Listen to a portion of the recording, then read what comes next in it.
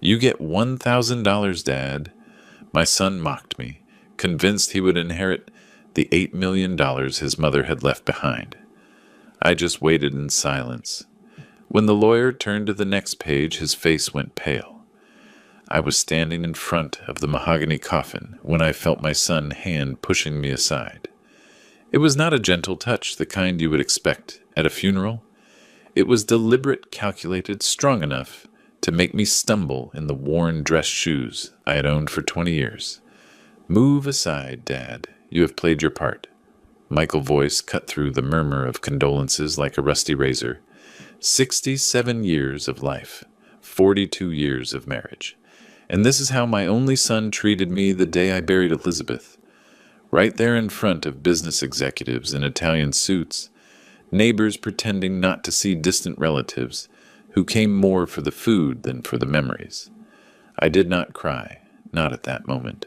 I looked at the coffin where Elizabeth rested with that serene expression she never had in life, and I wondered if she knew if, from wherever she was, she could see the monster we had raised together, or rather the monster she had created, while I held together a home that never gave me credit. Tiffany, my daughter-in-law, was leaning against the back wall of the funeral home, in a black silk dress, neckline grazing the disrespectful for a memorial, service red acrylic nails like dried blood. She smiled when our eyes met. It was not a smile of comfort, it was a smile of victory. And in that exact moment, I understood. They had already divided everything. The inheritance, the properties, the cars, the bank accounts. Everything as if I were just an administrative hurdle to overcome. The room smelled of white lilies and hypocrisy. Those giant flowers Elizabeth hated, but that Michael insisted on ordering because they projected an image of success. 140 arrangements. I counted each one while people paraded with their empty condolences. Your wife was an exemplary woman. William, exemplary. That word chased me all my life. Exemplary in the kitchen. Exemplary raising our son. Exemplary staying silent when Elizabeth came home at 3 a.m, smelling of wine and expensive cologne. But at that funeral, while my son pushed me aside and my daughter-in-law smiled, exemplary became synonymous with invisible. The service was fast. Elizabeth was not religious, so the minister was brief, professional, efficient, like someone checking off another task of the day. Michael gave the eulogy. He spoke of a visionary mother, a brilliant businesswoman, a woman who built an empire from nothing. He did not mention my name once, not when he listed the important persons in her life, not when he thanked everyone who supported her. 42 years erased in 12 minutes of rehearsed speech. When they lowered the coffin, Michael threw the first rose, Tiffany the second. They waited for me to approach, but not to comfort me, but to ensure I did not cause a scene. I walked slowly, feeling the weight of every gaze piercing my back. I threw a daisy. Elizabeth hated roses. At the exit of the cemetery, while people dispersed towards their imported cars, Michael caught up with me. He was accompanied by the family lawyer, Mr. Harrison. Harrison was a man with gray hair and thin glasses who always greeted me with a nod that seemed genuine. "Dad, tomorrow at 10 sharp. The reading of the will is happening. Do not be late." It was not an invitation. It was a summons. I spent that night alone in the house I had shared with Elizabeth since Michael was 3 years old. A house too big for one person, full of rooms that accumulated memories, like dust. I sat in the living room armchair, the moss green velvet one I had bought at an antique shop in 1995, and let the silence swallow me. Was it worth it to be exemplary? If you want to know how a whole life of sacrifice can be erased in seconds, subscribe to the channel, because this story is just beginning, and what comes next will tear screams of indignation from your throat. Mr. Harrison's office was on the 12th floor of a mirrored building downtown, the kind that reflects the sky and makes you feel small just by looking at it. I arrived 15 minutes early, as I had done all my life. Punctuality was one of the few things my father taught me before dying. A man who respects himself makes no one wait. The receptionist, a young woman with hair too straight to be natural, offered me coffee. I accepted, but the cup shook so much in my hand that I had to leave it on the saucer. It was not fear, it was contained rage, the kind that ferments in the chest and rises up the throat like bile. Michael arrived 20 minutes late. He entered the office like someone invading conquered territory, broad shoulders occupying more space than necessary. Tiffany came behind him balancing on gold stilettos that clicked against the marble floor. She wore sunglasses inside the air-conditioned space as if she were still mourning or as if she wanted to hide her eyes from someone calculating every move. "Good morning, Dad." Michael's voice was mechanical, perfunctory, the kind you use with a bank teller. I did not answer. I just watched him as he threw himself onto the leather couch next to me, spreading his legs in a way that invaded my space. Tiffany sat on the other side, crossed her legs, and began scrolling on her phone. The glow of the screen illuminated her face in angles that made her look even more calculating. Mr. Harrison entered last, carrying a worn brown folder. He greeted me with a respectful nod. Then he looked at Michael with an expression I could not decipher at that moment. Today, looking back, I know exactly what it was. Pity mixed with contempt. "Well, let us begin." Mr. Harrison adjusted his glasses and opened the folder with slow, almost ceremonial movements. The last will and testament of Elizabeth Hernandez registered before a notary on March 15th of this year, 3 months before her passing. 3 months! Elizabeth knew she was dying. The pancreatic cancer had come fast, but not without warning, and in those last 3 months she had made decisions. Mr. Harrison cleared his throat and began to read. "I, Elizabeth Hernandez, in full use of my mental faculties, hereby declare as my last wishes." Michael was drumming his fingers on the table, an irritating and anxious rhythm, like someone waiting for a prize announcement. Tiffany lowered her phone and leaned forward, finally paying attention. "To my beloved husband, William, I leave the sum of $1,000 deposited in the checking account, as well as the residential property located on Oak Street." The world stopped. $1,000. Michael's laughter exploded like a gunshot in that glass-walled room, a loud and mocking laugh that made the receptionist outside lift her head. He hit the table with his hand so hard that the lawyer pen rolled to the floor. 1,000, 1,000. Michael turned to me, his eyes shining with that mixture of victory and cruelty that only an ungrateful son can have. Dad that does not even cover Tiffany manicure appointments. "What the hell did you do to Mom? Head for her to leave you this misery." Tiffany let out a sharp giggle, covered her mouth with her red-nailed hand, and whispered something in Michael's ear. He laughed again. Mr. Harrison remained impassive, the paper still in his hand, as if waiting for the circus to end. I felt every word of that laughter penetrate my skin like shards of glass. $1,000. 42 years of marriage, of washing clothes, of preparing dinners for investors who barely recognized me, of holding Elizabeth hand during the nights when she woke up sweating over debts that almost led us to bankruptcy twice. It was all worth $1,000. The house, at least. She had left the house. And as for the rest of the estate? Michael did not even wait for Mr. Harrison to finish. He snatched the paper from the lawyer's hands with a rough movement. "Let me see this. Mr. Harrison, please." The lawyer tried to recover the document, but my son was already reading aloud, emotion dripping from every syllable. "To my son, Michael, I leave the entirety of my commercial interests, stock holdings, commercial properties, financial investments, and vehicles for an estimated total estate value of $8 million. $8 million. Tiffany jumped and hugged Michael, screaming as if she had won the lottery. He lifted her off the floor, spinning with her in the middle of that mahogany and glass office.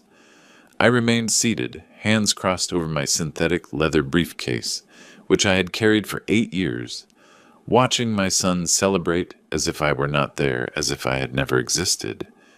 "Do you know what this means, my love?" Tiffany ran her hands over Michael's face, that shrill voice she used when she wanted something. We can buy that penthouse in Miami and change the car. I have always wanted a Mercedes convertible. You will have it." Michael kissed her neck right there in front of the lawyer and in front of me. "Everything you want, princess. Everything." Mr. Harrison put away the papers slowly, meticulously, without looking at anyone. He closed the folder, adjusted his glasses, and finally raised his eyes to me. There was something in that look, a silent message I could not understand. "Mr. William, you will need to sign some documents to formalize the transfer of the house to your name. Can we schedule for next week?" Before I could answer, Michael interrupted. "Actually, counselor, about that house." He sat down again now with the posture of a businessman, someone used to making decisions. "How much is that property worth in the current market?" My stomach dropped. "It is a residence in a highly sought-after area, 5,000 square feet of land. I would say around $1.5 million. Mr. Harrison answered with a neutral voice. $1.5 million. Michael stroked his chin thoughtfully. Then he looked at me like someone evaluating an old object, needing to decide whether to keep or throw away. "Dad, do you not think it is a house too big for you? Alone at your age? What happens if something happens to you? Who is going to help you?" The concern in his voice was so fake it was offensive. "Michael is right, Dad." Tiffany approached. She touched my shoulder with those acrylic nails. I wanted to rip them off, one by one. "We could find you a smaller apartment, more practical, or maybe one of those communities for seniors. Some are really nice, you know, with nurses' activities. A nursing home." She was suggesting a nursing home. I looked at my son's face. I searched there for some trace of the boy I had rocked when he had colic. The one I taught to walk, to read, to tie his shoes. The boy who cried in my arms when the other kids at school excluded him. I searched for some spark of humanity. I found nothing, just the distorted reflection of a man who had learned from his mother that love is measured in dollars, and that I, in his eyes, was not worth more than 1,000. "I will think about it." My voice came out firm, surprising even myself. I got up from the armchair, grabbed my briefcase towards the door. Mr. Harrison accompanied me to the hallway. Before I entered the elevator, he leaned in and whispered, "William, do not sign anything without talking to me first. Nothing, do you understand?" I understand, but I still did not know why. I would only find out when it was too late for Michael to turn back. The days following the reading of the will were like living inside an emotional freezer. Michael did not call me again. Tiffany stopped pretending to be nice. It was as if I had officially become an item crossed off their priority list. But the house was still mine for now. I knew they would come back. People like Michael and Tiffany always come back when they want something. And the following Thursday, exactly at 11 in the morning, the doorbell rang with that insistent urgency of someone who does not accept being ignored. I opened the door and found myself face to face with both of them. Michael wore a charcoal gray suit I had never seen before, surely bought with the newly inherited money. Tiffany wore a beige linen outfit and carried an executive portfolio as if she were there for business. She was. "Hi, Dad. We need to talk." Michael entered without waiting for an invitation, his Italian leather shoes marking the hardwood floor I had waxed the day before. Tiffany followed him, her French perfume filling the air in a nauseating way. I closed the door slowly, mentally counting to 10, a technique I had learned from decades of swallowing insults. "Sit here, Dad. This is important." Michael pointed to the sofa, my sofa, as if he owned the house. I sat on the edge spine, straight hands in my lap. A posture my grandmother said belonged to a man who does not bend easily. Tiffany opened the portfolio and spread papers on the coffee table. Architectural plans, real estate appraisals, brochures of compact apartments in neighborhoods I had never heard of. "Look what we brought you." Her voice was too sweet, the kind of sweetness that precedes poison. Lovely apartments, furnished in complexes with 24-hour security. This one even has a recreation room for seniors. She pushed a colorful brochure towards me. A square building without personality, with tiny balconies and a pool the size of a bathtub. The kind of place where people go to disappear silently. We are thinking of your well-being. Dad. Michael leaned forward, elbows on his knees. That posture of someone about to make a generous offer. You would be much more comfortable in a smaller place, without stairs, without a garden to take care of, without maintenance worries. "And this house?" I asked, although I already knew the answer. "Well," Michael exchanged a quick look with Tiffany, "we were thinking of selling. The market is hot. It is the perfect time. With 1.5 million in the pocket, of course. And if I do not want to sell?" My voice came out calm, almost curious. Michael's smile faltered for a fraction of a second. Tiffany stopped browsing papers and looked at me with those calculating eyes. "Dad, be reasonable." Her tone changed, became harder. You are 67 years old. You are alone. This house is huge, expensive to maintain. What happens if you fall? What happens if you get sick? Who is going to help you? I have neighbors. I have friends. Friends? Tiffany let out a dry giggle. "Dad, with all due respect, most of your friends are already dead or in nursing homes. You need to be realistic." Every word was a polite slap. Michael sighed, ran his hand through his gelled hair, and changed strategy. He got up, began to walk around the living room, touching objects, as if he were taking inventory. He stopped in front of the rosewood sideboard that had belonged to my grandmother. These old things here. He knocked his knuckles against the dark wood, the sound resonating hollow. "They are worth a fortune, you know. Authentic rosewood, probably 80 years old, $15,000. Easy money." My heart squeezed. That sideboard had belonged to Grandma Edith. It passed to my mother, then to me. I used to polish that wood every Sunday, conversing with the memories it kept. Technically, Dad. Michael turned to me, hands in his pockets. "Everything inside this house belonged to Mom, and now belongs to me. The house is yours, but the contents, well, that is part of the estate." I felt the ground collapse under my feet. "You cannot be serious. I am being practical." He shrugged, as if explaining basic math to a slow child. "You do not need all these things, and I need to liquidate assets to invest in the business. Mom left the company, but working capital is tight." Tiffany got up. She ran her hand over the Austrian crystal chandelier in the dining room. "This one here, for example, authentic crystal. 120 years old, should be worth about $2,000. We can sell it and buy you a modern lamp, much more practical." They were serious. They were going to empty my house, rip out every memory, every piece of history I had built. "A team of appraisers is coming tomorrow." Michael was already heading to the door, as if the matter was settled. "They are going to catalog everything of value. Do not worry, Dad. We will not take your personal things, clothes, photos, that kind of stuff. You can keep those." How generous. Tiffany blew me a kiss in the air. That empty gesture people make when they want to seem affectionate without really touching the other person. "Think carefully about the apartments, okay, Dad? We just want the best for you." And they left like that, leaving papers scattered on my table. The smell of expensive perfume in the air, and a black hole where a father heart should have been. I sat there in the silence heavy that settles after a storm.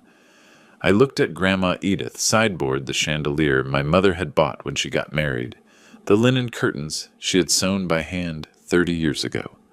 42 years in that house. Every corner had a story. Every object was an anchor of memory. And my son wanted to liquidate everything, like clearance merchandise. It was then that the doorbell rang again. I got up slowly, legs shaking, expecting them to have returned to rip another piece of my dignity. But when I opened the door, I found Mrs. Patterson, my neighbor, with a pan of apple pie still warm in her hands. I saw those two leaving here with faces like vultures on the prowl. She entered without ceremony, put the pie on the kitchen table, and looked at me with those perceptive eyes of someone who had lived long and learned to read people. "Tell me everything, William, and do not spare the details." And I told her. For the first time since Elizabeth died, I opened my mouth and let everything out. The humiliations, the $1,000 the plan to put me in a tiny apartment while they sold my life wholesale. Mrs. Patterson listened in silence, cutting generous slices of pie that neither of us touched. When I finished, she took off her glasses, cleaned the lenses with the hem of her blouse, and said the phrase that would change everything. William I was a lawyer for 40 years before retiring. And what your son is doing smells of coercion. Did you sign any power of attorney, any paper they gave you? No, not yet. Good. Do not sign anything, and give me the number of that Mr. Harrison right now. Mrs. Patterson took my phone and dialed. She spoke with the secretary. She identified herself as Attorney Carmen Patterson, legal advisor to Mr. William Hernandez. A half-truth she transformed into established fact, and demanded an urgent appointment. 20 minutes later, we were in her car, a 2010 Toyota Corolla, impeccably maintained, heading downtown. There is something very strange in this whole story, William. She tapped her fingers on the steering wheel, thinking, a woman like your Elizabeth does not leave her husband destitute like that, not after 42 years. Something was not said in that reading, and it was then that the first spark of hope lit up in the darkness. Maybe I was not as alone as Michael imagined. Maybe there was still a card up the sleeve that no one had played. That night, I could not sleep. I lay in the double bed that seemed too big without Elizabeth by my side, staring at the ceiling where a water stain formed the silhouette of a bird with spread wings.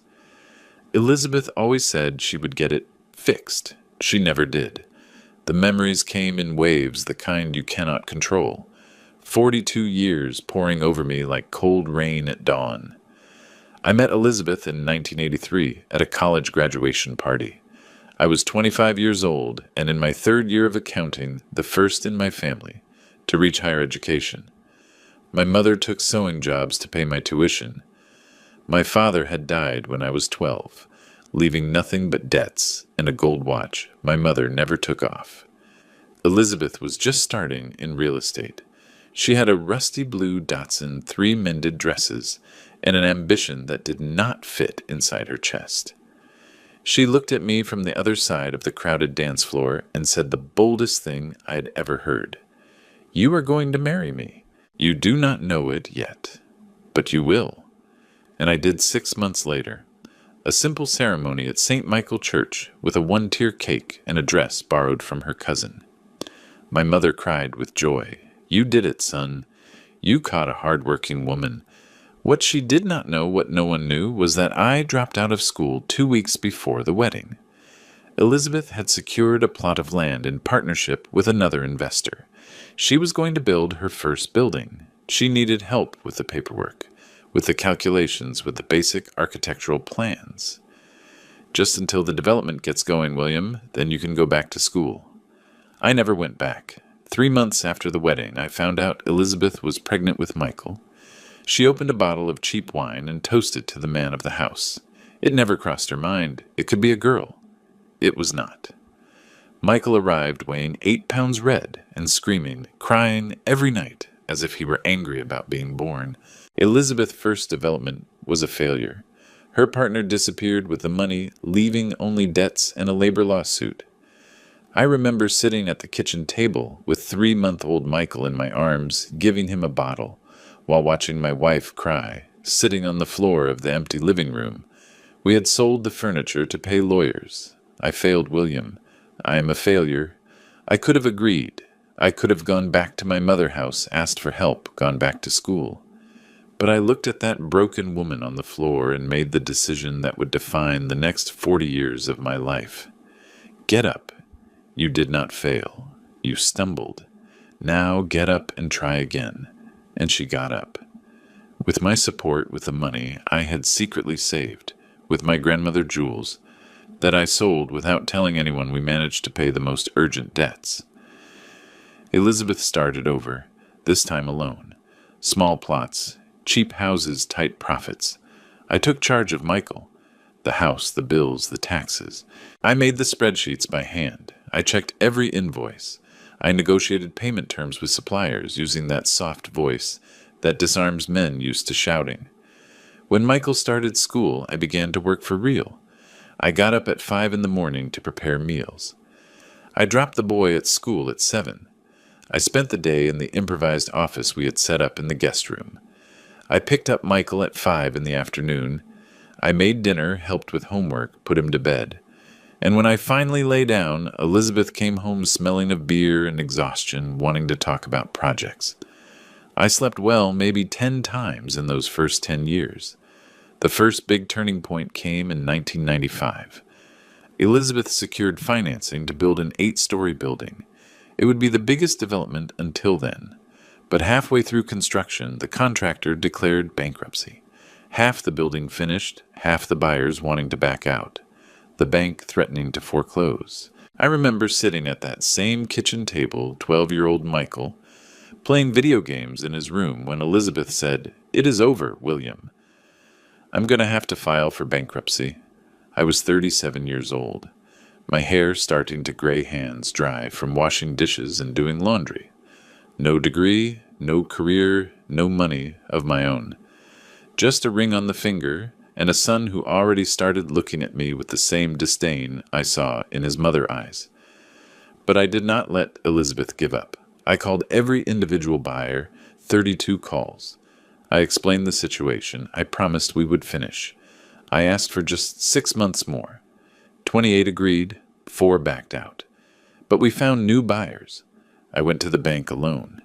I used the house as collateral without telling Elizabeth. I got an extension and an additional loan. That building was delivered late, tight, with sleepless nights, but it was delivered. And the profit, $300,000 back then, a fortune, allowed Elizabeth to finally take off. She thanked me that night. She took me to dinner at an expensive restaurant. She took my hand over the table and said, "You are the foundation of everything, William. Without you, I am nothing." I believed her like a fool in love. I believed her. But Michael was listening. He was 12 years old, and he heard his mother say that. And do you know what he said on the way home? "Mom exaggerated, right, Dad? You just stay at home. She is the one who really works." Elizabeth laughed, ruffled the boy hair, and said, "Smart boy." She did not defend me. She did not correct him. She just laughed. And it was there in that car, returning home from the restaurant, that I understood. It did not matter how much I did. It did not matter how much I gave. I would always be invisible. The man in the background, the one who holds things up but does not shine. The following years were an escalation. Elizabeth built more buildings, bought more land, opened a real estate development company. Money began to flow, and the more it arrived, the less she was at home. Meetings, business dinners, trips to conferences. I stayed taking care of Michael, who became more arrogant by the day, taking care of a house that grew bigger and emptier, taking care of a loneliness that no expensive furniture could fill. When Michael turned 18, he announced he would study business administration. Elizabeth celebrated, already planning for her son to take the reins of the company. When I suggested he try architecture, my unrealized dream, Michael looked at me with pity. "Architecture is for artistic types, Dad. Real men do business." And Elizabeth agreed with a nod. My son graduated, joined his mother company, met Tiffany at a graduation party. She studied public relations, all groomed, all calculated. They married fast. Elizabeth paid for the wedding. 300 guests, seafood buffet, honeymoon in Paris. They did not consult me on anything. I just paid the bills, organized. The vendors chose the flowers. At the reception during the speech, Michael thanked his mother for everything she was. He did not mention my name. It was that night I understood I had raised a monster. Or rather, I had let Elizabeth raise a monster, while I fed the beast with my silence. And now, 42 years later, lying in that empty bed, looking at the bird and the water stain on the ceiling, I ask myself, what is a dedicated life worth? $1,000, according to the will. But something told me that Elizabeth, in the end, had seen the mistake. 3 months before dying, she had seen who her son really was, and she had done something about it. I just needed to find out what. The team of appraisers arrived Tuesday morning exactly at 9. 3 men in white coats and clipboards, accompanied by Michael and Tiffany, who entered my house like polite invaders. I was drinking coffee in the kitchen when I heard a key turning in the lock. My key, the one I had given Michael years ago for emergencies. He had never used it until now, and now he used it without even ringing the doorbell. "Good morning, Dad." His voice echoed down the hall with that fake cheerfulness of a door-to-door salesman. I brought the appraisers I told you about. It was not a visit. It was a territorial invasion. I got up slowly from the table, smoothing the apron I had used since the 90s.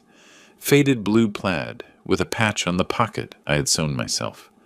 I walked to the living room and found the three men already measuring walls, photographing furniture, writing down numbers I could not understand. Solid mahogany original hardware, Louis XV style. One of them, the oldest with a gray mustache, spoke while running his hand over the display cabinet that had belonged to my great-grandmother. Excellent condition. The antique market is paying well for pieces like this.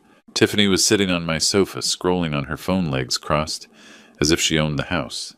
She wore a velvet outfit, the kind that costs more than my entire pension from when I helped Elizabeth.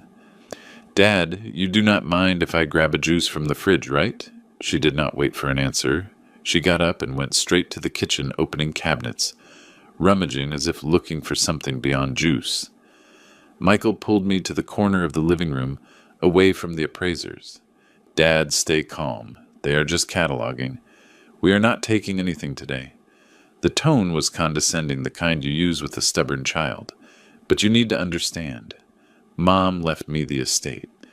These furniture, these old things are part of the estate. These furniture belong to my family." My voice came out firmer than I expected. The sideboard was Grandma Edith. The cabinet was great, Grandma Clara the chandelier. "And Mom paid for the remodeling of this house when we got married," Michael interrupted. "Technically, everything here was acquired during the marriage, which means community property. And since she was the provider, he left the phrase hanging, as if the rest was too obvious to explain. Provider.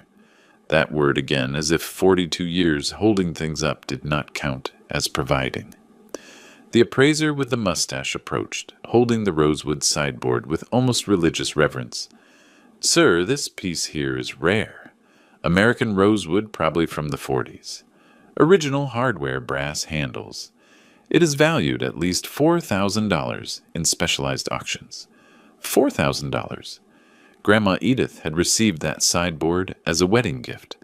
My mother kept hand-embroidered linen napkins inside.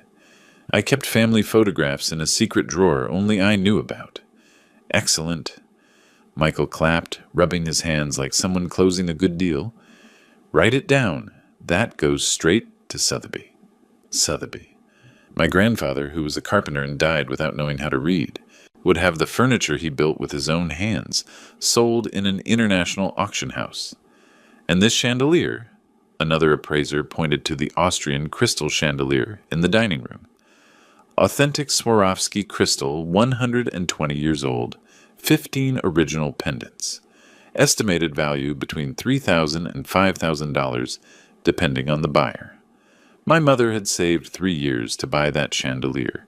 It was her dream to have something fine in the house. She died without ever dining under it. She passed away 2 months before installation. I lit that chandelier every Sunday and pretended she was there sitting at the head of the table, smiling proudly. That goes too. Tiffany appeared with a glass of orange juice, giving her opinion as if she had the right. "We will buy you a modern lamp, Dad. LED energy saving. Much more practical. Practical, efficient, modern. Words that erase history." The appraisers continued through the house like ants cataloging a colony. They photographed the bedroom vanity. It came from Sweden, which my father had given as a wedding gift to my mother.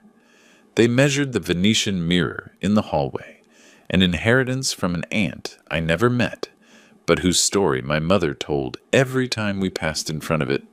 They even appraised the wall clock in the kitchen, the pendulum one that marked the hours with a metallic sound that calmed me during sleepless nights.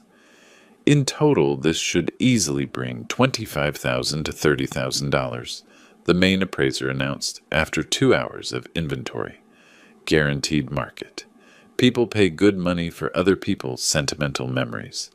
Other people, sentimental memories. As if mine were worth nothing. Michael signed the appraisal papers with a Mont Blanc pen, another new purchase with his dead mother money. He put the copies in his executive portfolio and turned to me with a smile that was supposed to look reassuring, but only looked predatory. Dad, next week I will send a truck to pick up the pieces. I leave you the basic furniture, bed, sofa, table, the essentials. He touched my shoulder, and it took all my self-control not to pull away. And with the money from the sale, I'm going to deposit $500 a month in your account, besides the $1,000 Mom left. See? You're going to have plenty of money. $500 a month. He was going to sell $30,000 in memories and give me $500 monthly as charity. And there is one more thing. Tiffany approached, holding a silver picture frame from the bookshelf. It was our wedding photo, Elizabeth and I, young and smiling, full of future ahead. This is sterling silver, 1925. Right, Dad? Must be worth about $700. She began to take the photo out of the frame. Something inside me broke. No. My voice came out low but firm like reinforced concrete. Tiffany stopped the photo still in her hand, looking at me with surprise, as if she did not expect furniture to speak. What do you mean? No, Dad. Michael frowned. They are not taking this. I snatched the picture frame from Tiffany's hands with a quick movement that surprised even me. Not Grandma Edith's sideboard, not my mother's chandelier, nothing that holds my family history. Dad, you are being irrational. Irrational? My voice rose for the first time in 42 years of marriage and 20 years of early widowerhood. Irrational is you two entering my house without permission. Irrational is inventing that you have rights over things that are mine by blood, inheritance not by notarized paper. The silence that fell was heavy, like molten lead. The appraisers exchanged uncomfortable looks. One of them began to pack his clipboard, signaling he wanted to get out of there as fast as possible. Michael took a step forward, jaw clenched, eyes narrowed. I recognized that expression. It was the same one Elizabeth wore when contradicted, the same one that preceded shouts, fists on the table-slammed doors. Are you going to obey me? He spoke slowly, every word weighing a ton. Because I am the owner of this estate, and if you do not cooperate, I have very good lawyers who are going to prove in court that these furniture pieces are part of Mom's assets. Then prove it.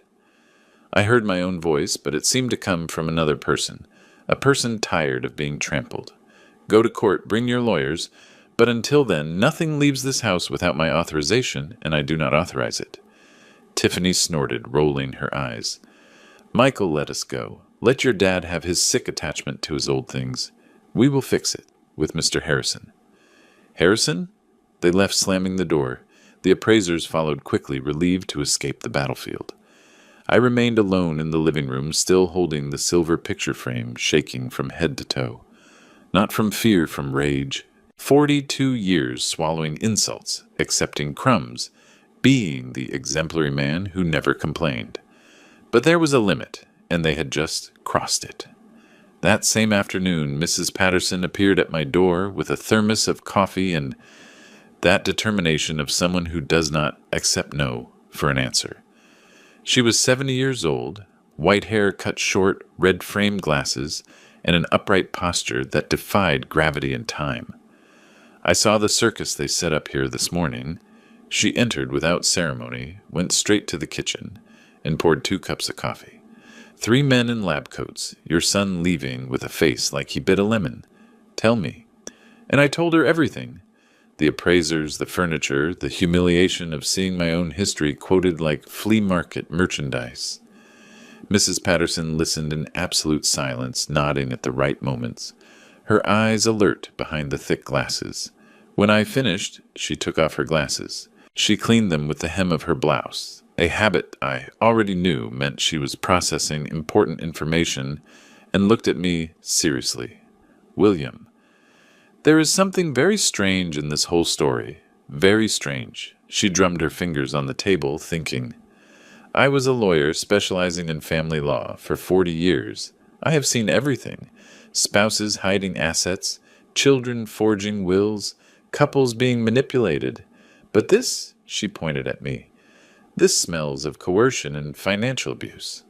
But the will was read by Mr. Harrison. It is legitimate. It was read. Mrs. Patterson got up. She began to walk around the kitchen, as she used to do in court, when building a line of reasoning. I did not say it was read completely. What do you mean? Tell me something. Was your wife the type of woman who would leave her husband of 42 years destitute like that? I thought of Elizabeth. She was many things. Absent a workaholic, sometimes insensitive, but completely unfair? No. She knew how much I had sacrificed. She had said it that night after I saved the development. You are the foundation of everything. No, I answered, my voice coming out firmer. She was not. Then why would she leave you only $1,000? Mrs. Patterson hit the table, making the cups clatter. It makes no sense. Unless? Unless what? Unless there is something else in that will? A conditional clause, a second page, an addendum that Mr. Harrison did not read in front of your son. My heart raced. The phrase the lawyer had said in the hallway came back to my mind like lightning. Do not sign anything without talking to me first. Nothing. He told me not to sign anything. I murmured more to myself than to Mrs. Patterson, who said, Mr. Harrison. After the reading of the will, he pulled me aside in the hallway and told me not to sign anything without talking to him first. Mrs. Patterson clapped once loud, like someone who had just solved a puzzle. There it is. I knew it. She took my hand with that surprising strength of someone who spent a life closing deals and unmasking lies. William, that man knows something you do not know, and neither does your son. That is why the insistence on making you sign papers, sell the house, put you in an apartment. They want to neutralize you before you find out. Find out what? That we will only know by talking to Mr. Harrison. Now. Mrs. Patterson was already picking up the phone. I tried to protest to say it was late, that we could wait until tomorrow. But Mrs. Patterson was not a woman who waited when she smelled injustice. She called the office, identified herself as Attorney Carmen Patterson, legal advisor to Mr. William Hernandez, a half-truth she transformed into established fact, and demanded an urgent meeting. 20 minutes later, we were in her car, heading downtown. Mr. Harrison's office was empty at that hour, almost 6 in the evening.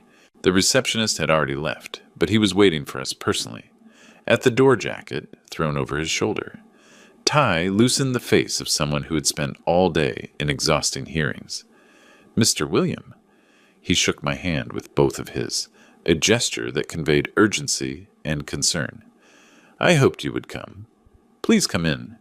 He greeted Mrs. Patterson with the respect of someone recognizing a colleague. He took us to the conference room, closed the door carefully, and before sitting down verified that the windows were well closed, as if he were about to reveal a state secret. Mr. William, I'm going to be direct because we have no time to lose. Mr. Harrison opened a locked drawer from which he took a folder, sealed with a notary stamp. Your wife came to see me 3 months before passing away. She discovered something about your son, something serious. The air left my lungs. What did she discover? Mr. Harrison opened the folder with precise movements. Inside were documents, bank statements, copies of contracts, and my God, photographs. Michael has been embezzling money from the company for at least 5 years. He spread the documents on the table like a detective presenting evidence of a crime. Fake contracts with phantom suppliers, altered invoices, transfers to shell accounts. He diverted approximately $4 million. $4 million. Mrs. Patterson picked up one of the statements, ran her finger down the line of numbers, whistled softly. This is criminal speculation document. Forgery, money laundering. Exactly. Mr. Harrison took off his glasses, rubbed his tired eyes.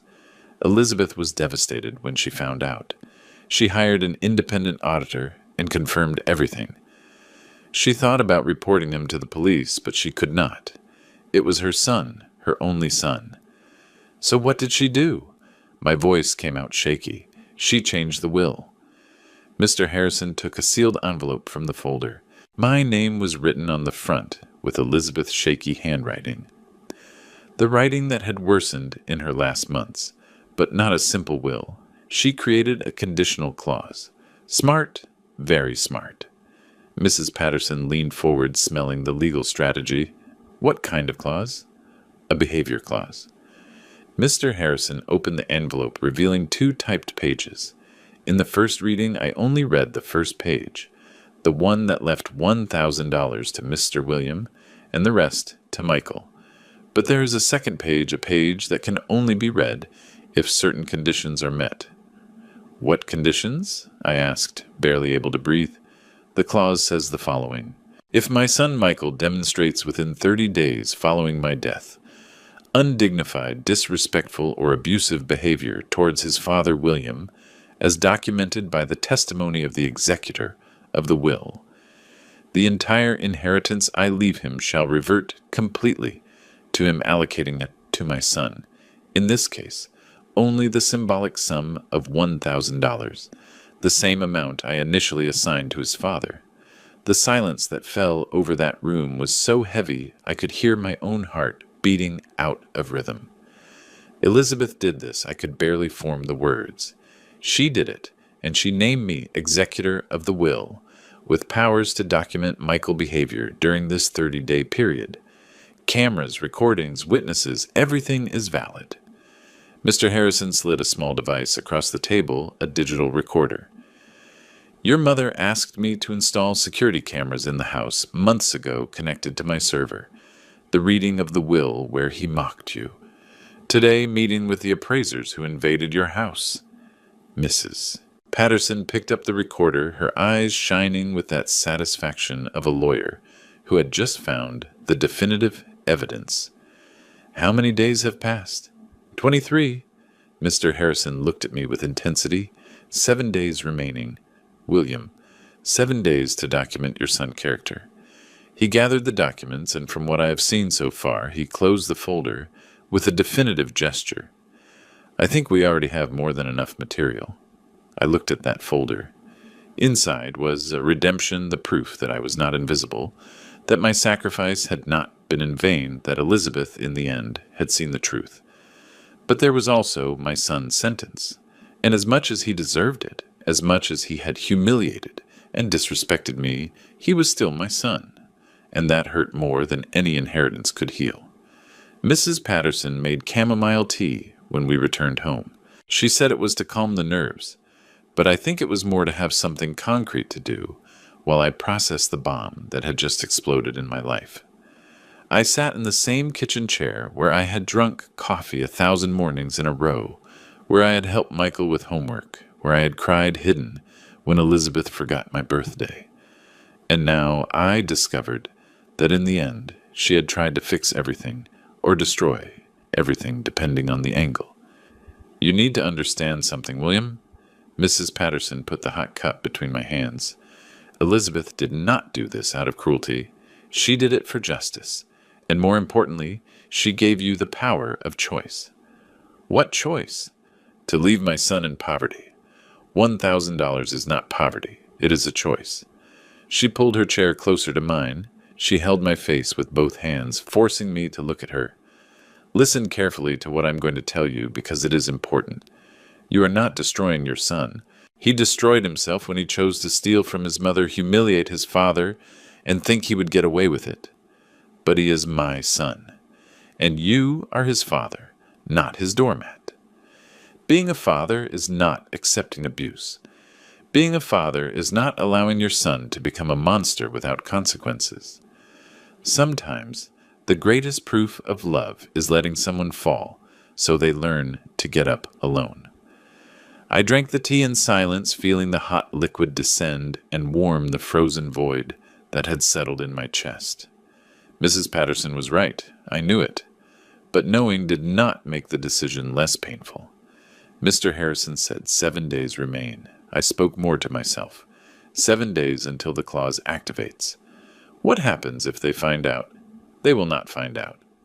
Mrs. Patterson crossed her arms. Strategist mode activated. You are going to act normal. If Michael calls answer.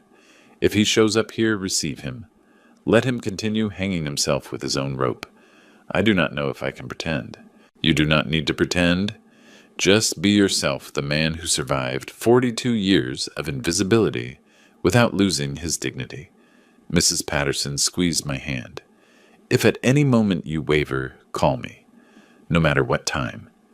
She slept in the guest room that night. She said it was because it was too late to drive, but I knew it was to keep me company to make sure I did not fall apart alone with the weight of that truth. The following days were the strangest of my life. Michael called twice, one to say he had solved the furniture problem with the lawyer and I did not need to worry, another to let me know he had found a perfect apartment for me in a community for seniors. You have a recreation room, Dad, and craft classes. You will love it. Crafts. As if I were a senile old man who only served to pass time with his hands. I swallowed my rage, thanked him politely, and hung up. Mrs. Patterson, who was by my side, took notes in a little notebook. Day 25. Son attempts to coerce father to accept unwanted apartment. On Thursday, Tiffany showed up without warning. She brought brochures of retirement homes, sorry luxury residences for seniors, and a smile as fake as her gel nails. Dad, look how pretty. Heated pool, 24-hour nurse's cable TV room. She spread the brochures on the table like someone presenting resort options. And best of all, Michael already paid the first month you can move next week. I'm not going anywhere, Tiffany. I kept my voice calm but firm. She blinked confused as if not processing the possibilities of receiving a no. But Dad, we already closed the deal. They are going to lose the deposit. If you do not go, then let them lose it. I went back to washing dishes, deliberately turning my back on her. I did not ask. I did not authorize. And I am not going. I felt her rage radiating against my back. She stood there a few seconds, breathing hard before picking up the brochures with rough movements. You are ungrateful. Michael only wants the best for you, and you are being ridiculous with this stubbornness. Her voice went up an octave. But that is fine. When you fall alone in this old house and lie on the floor for days without anyone helping, you do not come crying. She slammed the door so hard that the wall clock stopped for a few seconds before working again. Mrs. Patterson, who had listened to everything from the bedroom, appeared with her phone in hand. Veiled. Threat. Psychological coercion. Attempt. Of abandonment. Of elderly person? She smiled with grim satisfaction. Mr. Harrison is going to love this. On Saturday, with 3 days remaining for the deadline, Michael showed up with papers. Many papers. They were powers of attorney authorizations, property transfers, everything disguised in complicated legal language that a common person would not understand. Dad, I need you to sign these, just inventory paperwork. He put the documents in front of me, offering an expensive pen. Mr. Harrison sent them civil registry stuff, you know how it is. I took the papers, read slowly, every line, every paragraph. And there, hidden on page 3, under the innocent title, Assignment of Hereditary Rights, was the trap. I would be renouncing any future claim on Elizabeth Estate. Mr. Harrison sent this. I looked him in the eye. Yes, I spoke with him yesterday. A lie. Mr. Harrison had called me last night to say that Michael had tried to schedule an appointment, but had invented an excuse of being out of town. I'm going to read it carefully, and then I sign. I put the papers away. Dad, it is urgent. It needs to be today to present it on Monday. Then it will have to wait until Monday. I closed the folder, crossed my arms. I do not sign anything without reading it well. I saw his jaw lock, his nostrils flare.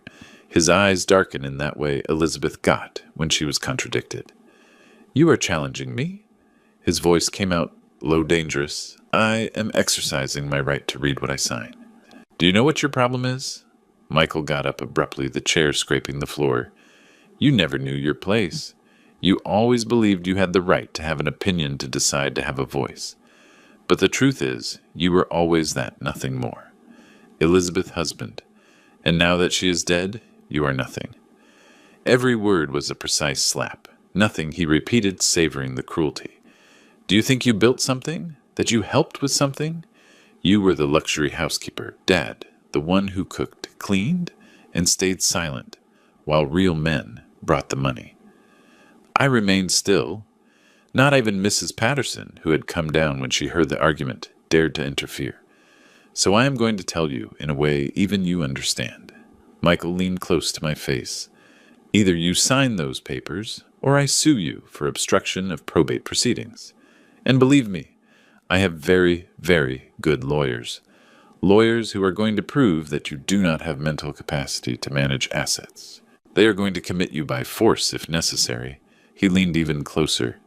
You are going to end your days drooling in a third-rate nursing home, taking controlled medications and watching soap operas. Is that what you want? The silence that followed was cutting like broken glass. Then for the first time in 67 years, I smiled at a threat. I smiled because I knew what he did not know.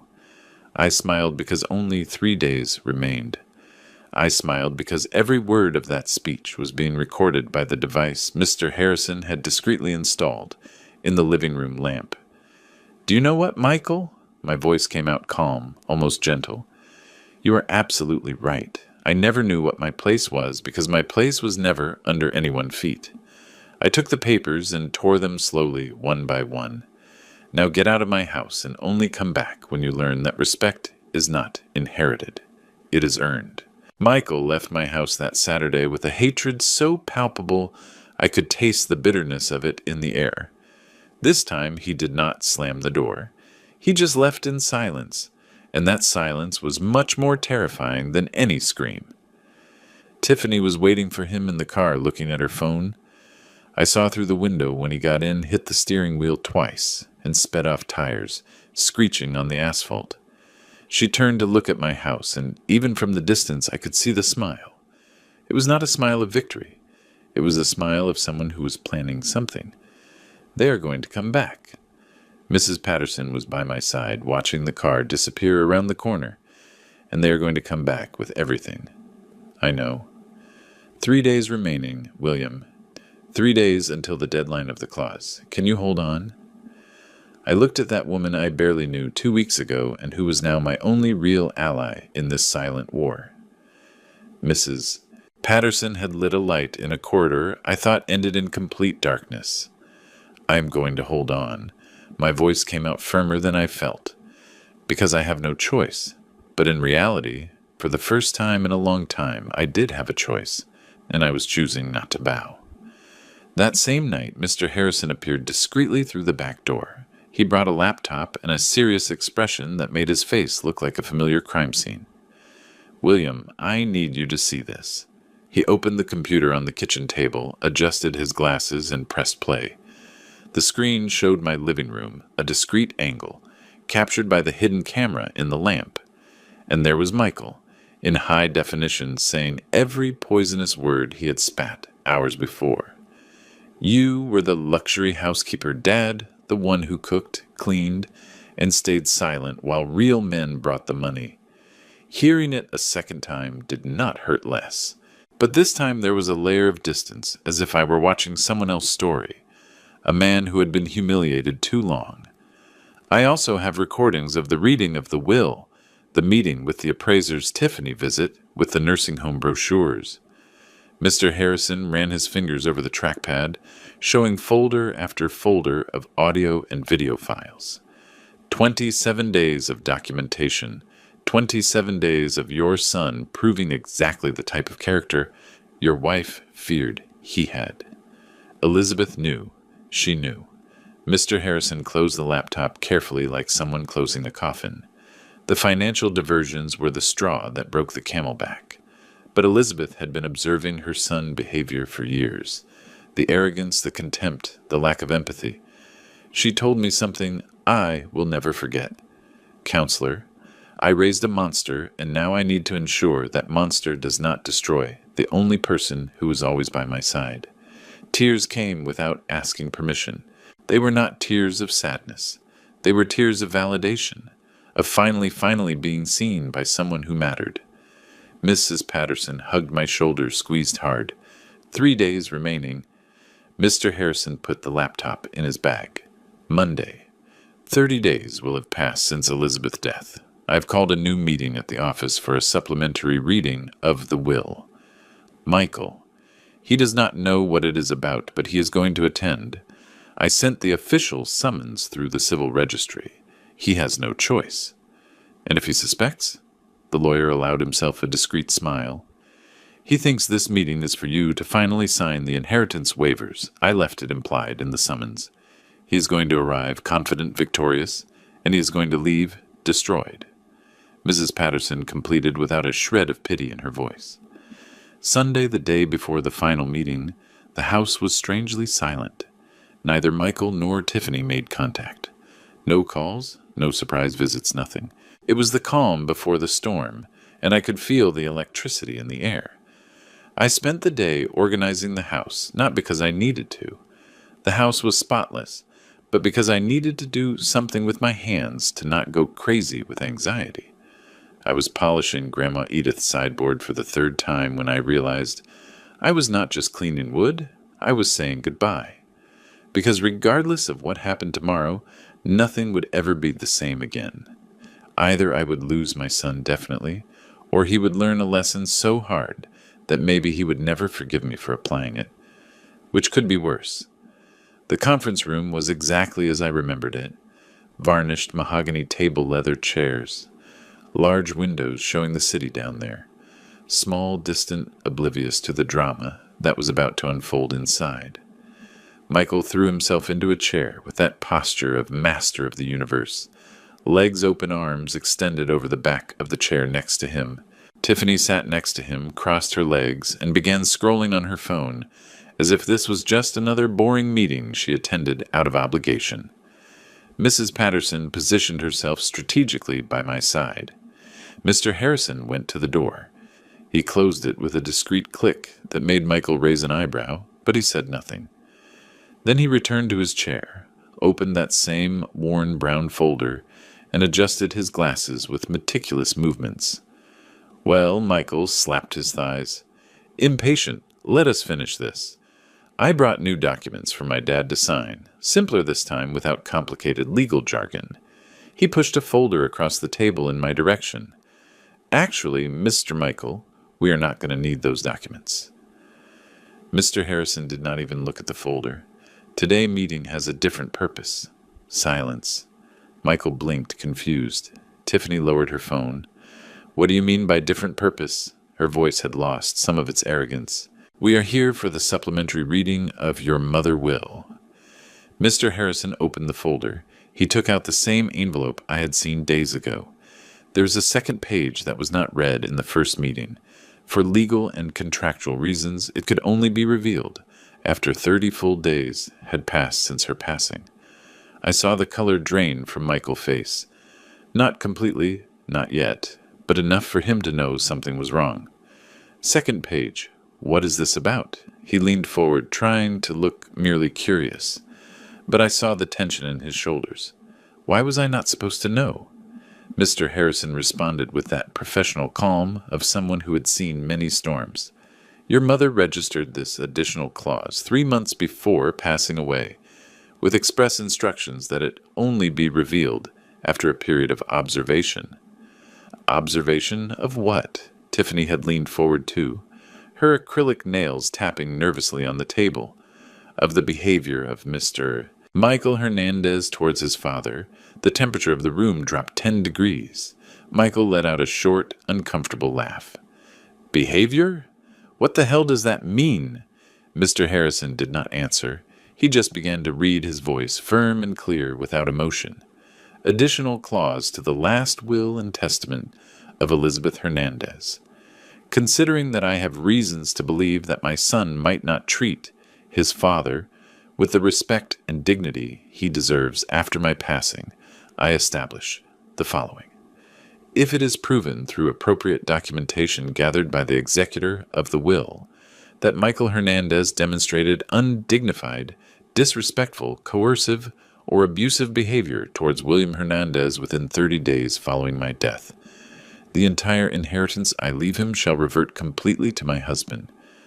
Deafening silence.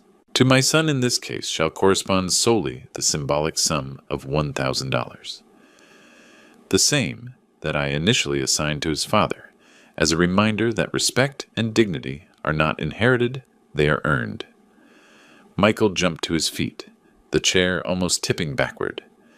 "This is ridiculous." The scream echoed off the walls. "This cannot be legal. It cannot be valid. It is completely legal."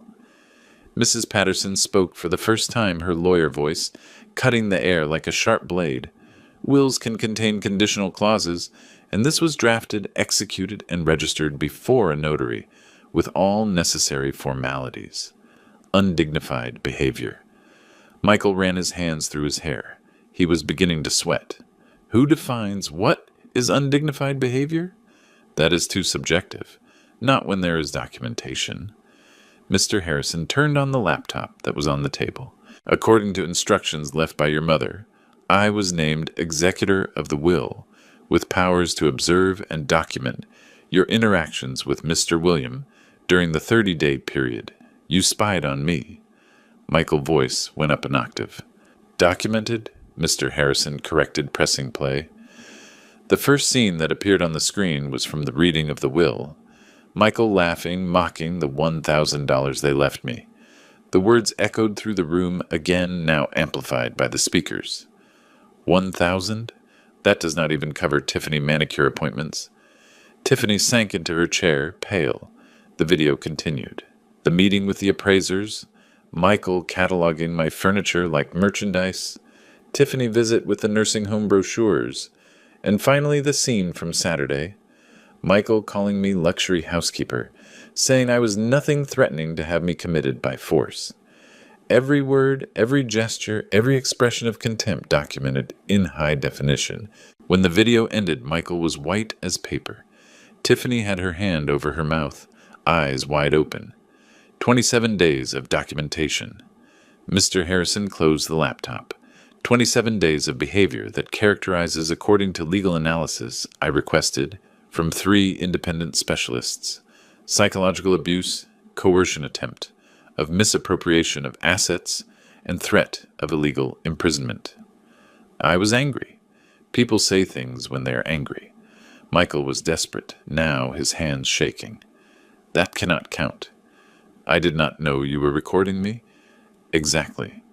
Mrs. Patterson got up, approached the table with the posture of the prosecutor. She once was. You did not know. So you revealed who you really are when you think no one is watching. And that is what your mother wanted to discover.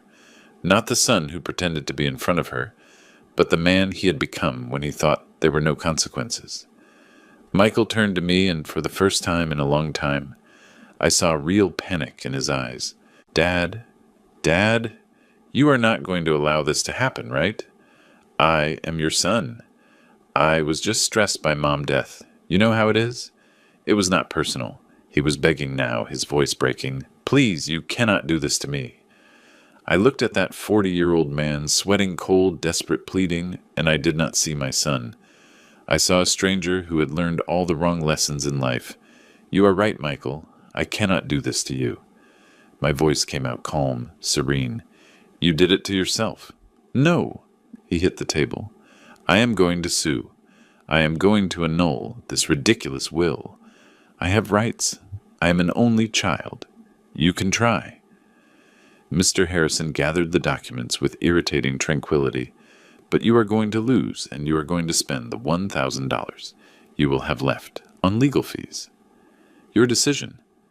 Tiffany got up, grabbing her bag. Michael, let us go.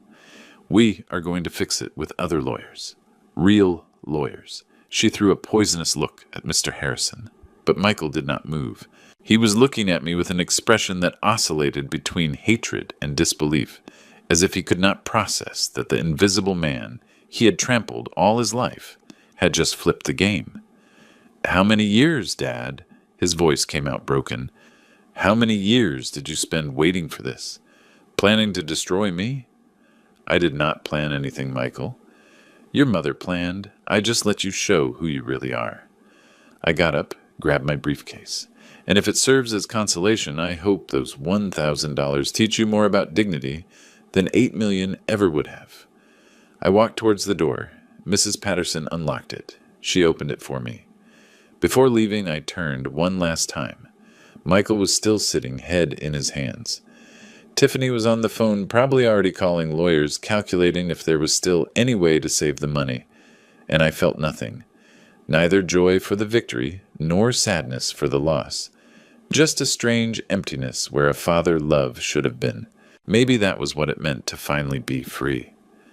The 3 months following that morning in Mr. Harrison's office were an emotional roller coaster I was not prepared for. Michael tried to challenge the will as promised. He hired a lawyer who promised him miracles in exchange for his last savings. But Mr. Harrison was right. They had no case. The clause was solid, the documentation irrefutable, and 3 independent experts confirmed that the recorded behavior characterized psychological abuse. The judge, a woman with gray hair with the tired eyes of someone who had seen too much family ingratitude, denied the appeal in the first instance. Michael appealed, lost again. It cost him exactly $14,700 in legal fees. He had $300 left from what his mother had left him. Tiffany abandoned him the second week after the court decision. There was no farewell letter, there was no drama. She simply packed her suitcases while he was at the lawyer office, took the jewelry he had given her, the car that was in her name, and disappeared. She left a note stuck to the refrigerator with 3 words.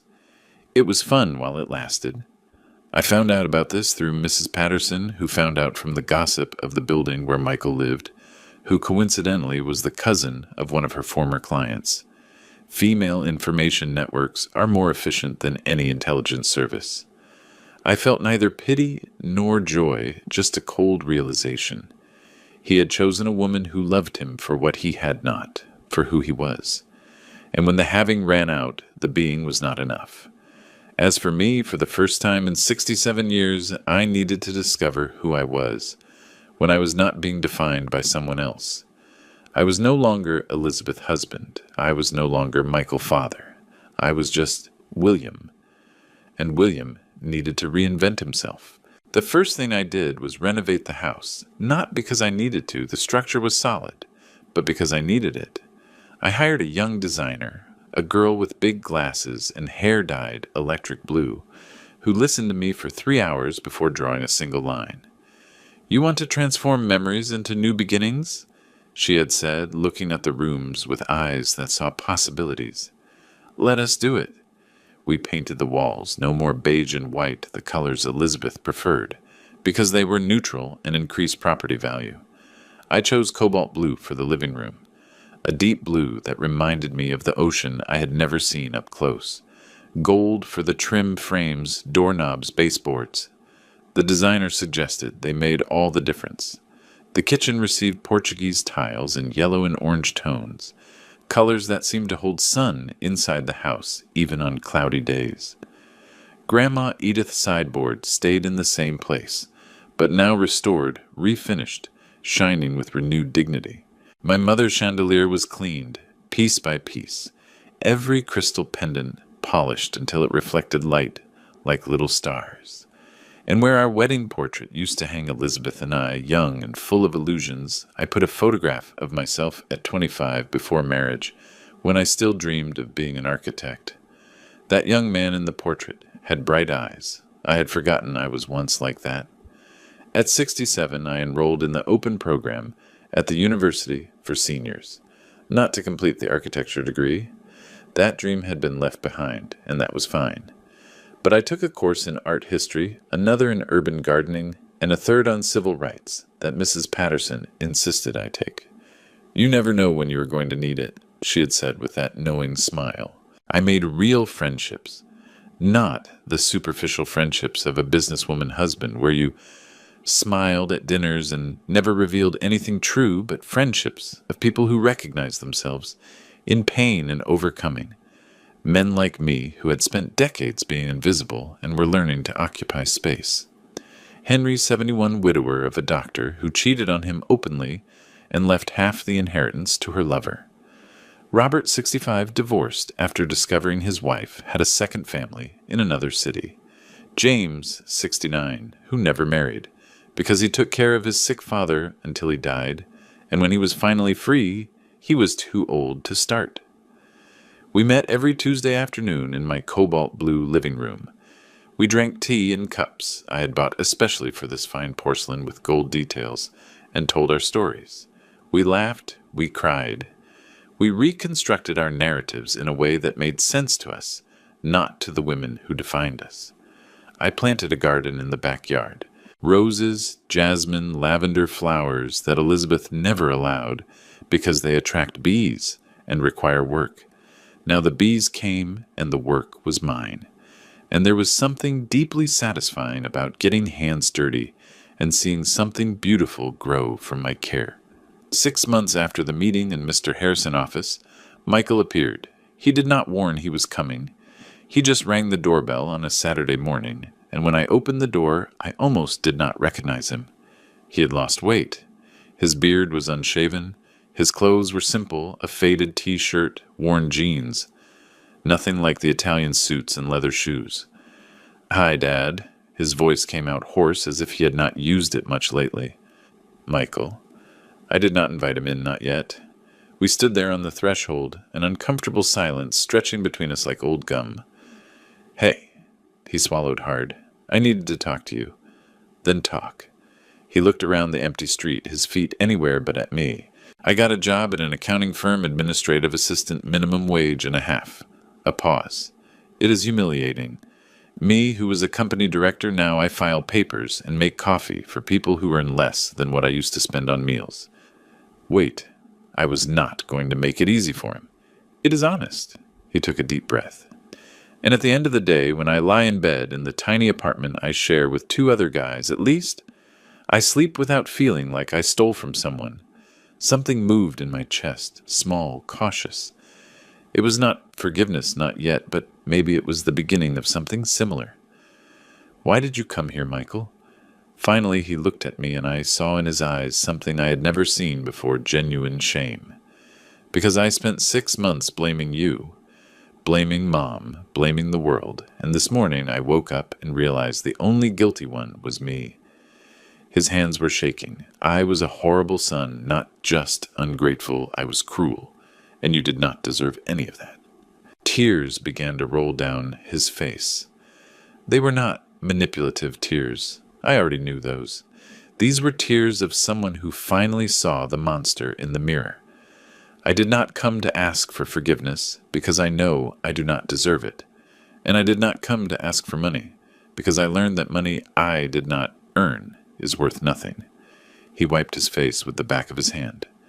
"I came to say I understood. I understood the lesson, and I am going to spend the rest of my life trying to become the son you deserve to have." I remained in silence for a time that seemed eternal. Then I stepped aside. "Come in, I am going to make coffee." It was not complete forgiveness. It was not immediate reconciliation, but it was a door opening slowly, cautiously. Because in the end I discovered that justice is not about revenge, it is about restoration. And sometimes restoring means giving someone the chance to rebuild who they are, even if it hurts, even if it is scary, even if you are never father and son like before, because that before was broken from the start. 2 years have passed since that morning when Michael appeared at my door. 2 years that taught me that rebuilding bridges is slow, delicate work that requires patience from both sides. Michael did not become the perfect son of fairy tales. He did not move back in with me. He does not call every day. He does not pretend that years of cruelty can be erased with some apologies. But he shows up once a week sometimes. 2, always bringing something simple. Bread from the bakery. I like flowers from the market. Or simply his presence. We talk for real now. Not those superficial conversations of how are you followed by fine, but real conversations, where he tells me about work. They promoted him to financial analyst. He earns enough now to have his own apartment, small, but his. And I tell him about my classes, my gardening projects, the friends who became my new family. Once he looked at the cobalt blue wall of the living room and said, "It looks pretty. I never imagined you liked these vibrant colors." Neither did I answered, pouring the coffee. I spent 42 years without knowing who I was, beyond husband and father. I am discovering it, little by little. He stayed quiet a moment, stirring the sugar in his coffee with slow movements. I'm sorry for stealing that from you. His voice came out small. You did not steal Michael, I gave it away, that is the difference. I sat in the armchair opposite the one that is now my favorite. Emerald green velvet bought in a vintage furniture store. I learned that no one can make us invisible without our permission.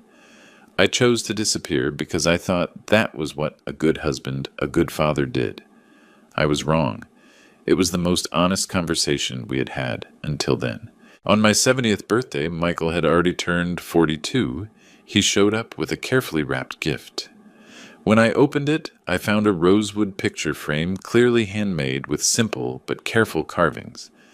I made it in a woodworking class, he explained, blushing slightly. I thought, well, you always valued things that carry history, so I wanted to start creating new stories. Good ones. Inside the frame was a photo of us taken 3 weeks before in the garden. Me watering the lavender, him in the background helping to prune the roses. Both smiling. Not posed smiles, real smiles. The kind that happens when you are simply living a good moment. Thank you, son. And this time, the word son did not hurt. Mrs. Patterson continued to be my anchor. We had dinner together at least twice a week, alternating between my house and hers. She had started dating a 75-year-old widower, whom she met on a Caribbean cruise we went on together. Something I would never have done alone, but that Mrs. Patterson insisted we needed to experience. William, we spent all our lives taking care of everyone. It is time to take care of ourselves. She was right. The cruise was liberating. Seeing the ocean for the first time at 68 made me understand how many things I had stopped doing while I was busy being useful to others. The Tuesday friends, Henry Robert and James, became confidants, brothers I chose. Henry had opened a small woodworking shop with the inheritance he won in court. Robert had returned to painting something he abandoned in his 20s, when his wife said art did not pay the bills. James had adopted 3 cats and was finally taking the trip through Europe he had always dreamed of. We were all blooming at an age when society says we should be withering. Mr. Harrison also became a friend. I discovered he was a widower, had lost his wife to the same cancer that took Elizabeth. We understood each other in a silent way, as people who have survived deep losses can understand. One afternoon, drinking coffee, he told me that Elizabeth had cried the day she discovered Michael embezzlement. She blamed herself, saying she had raised a son who valued money more than character because she herself had spent her life chasing money. The clause in the will was not revenge, William. It was a mother's last attempt to save her son, to shake him hard enough to wake him up. Did it work? I said, thinking of the Michael of today, different from the arrogant man who pushed me at the funeral. It hurt, but it worked. If this story touched something in you, if you recognized in William the silent strength that many of us do not know we have, leave your comment below. Tell me where you are watching us from. And more importantly, what lesson did you take from this story? Because in the end, this is not just William's story. It is the story of every man who was called just. Just a housekeeper, just a father, just a husband. And one day discovered there is no just when you talk about a man who chooses not to disappear anymore. Like this video, if you believe it is never too late to start over. Subscribe to Grandpa Advice for more stories of real men facing real challenges and finding strength they did not know they had. And remember, respect is not inherited, it is earned. But dignity, you already have it, you just need to remember it.